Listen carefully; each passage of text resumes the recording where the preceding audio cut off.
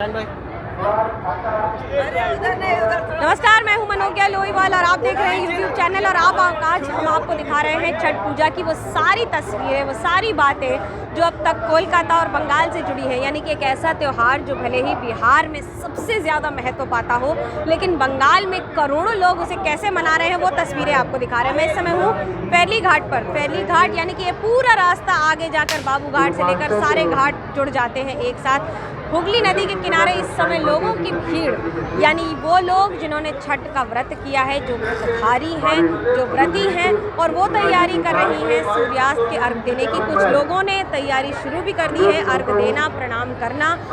आज माना जाता है छठी मैया को जब आप शाम का अर्घ देते हैं, यानी कि सूर्योदय के समय तो पूरा विश्व देता है, लेकिन सूर्यास्त के समय जो पूजन अर्चन किया जाता है, उस पूजन अर्चन के साथ उस समय आज जो तैयारियां हैं वो बड़ी खूबसूरत है। हर वो तरह का फल जो माँ को प्रसन्न करने के लिए काफ़ी हो, यानी कि आपको केले से लेकर तरबूज से लेकर वो सारे फल आपको लगातार दिखेंगे। सिर्फ फल ही फल टोकरी में भरे हुए।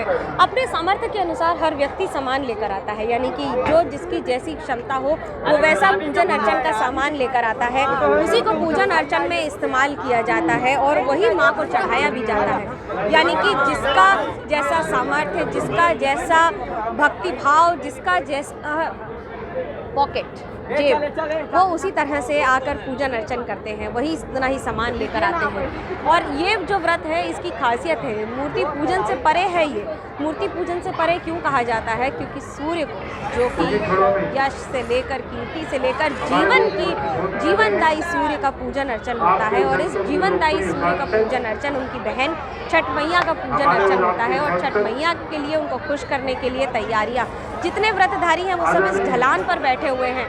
ढलान पर बैठना भी आसान नहीं है, लेकिन ये भी ध्यान में रखा गया है कि सब तैयारी करके आए हैं। लाइफ गार्ड्स जगह जगह लगे हैं। ये सारा सामान हटाया जा रहा है कि किसी को कोई पत्थर ना लग जाए, किसी को कोई तकलीफ ना हो जाए, किसी के पैर में कोई चोट ना लग जाए। लाइफ गार्ड्स लगे हुए हैं लगातार, और ये पूरे रास्ते तक लगे हुए हैं। फैरली घाट पर लगातार जो लोग बैठे हुए हैं वो बहुत सारे बैठे हुए हैं। और ये सिर्फ एक घाट की तस्वीर नहीं है, ये ऐसे कई घाटों की तस्वीर है। यानी कि लगातार ऐसे कई घाट हैं जिन पर इसी तरह से सजावट की गई है, तैयारियां की गई हैं। और इसी तैयारियों के साथ जब व्रतधारी आते हैं अपना पूजन अर्चन करके, सिंदूर लगाए हुए माँ को आज खुश करने के लिए, क्योंकि 36 घंटे से अधिक पानी नहीं पिया जाता है, जल नहीं पिया जाता है। ये खासियत है छठ व्रत की।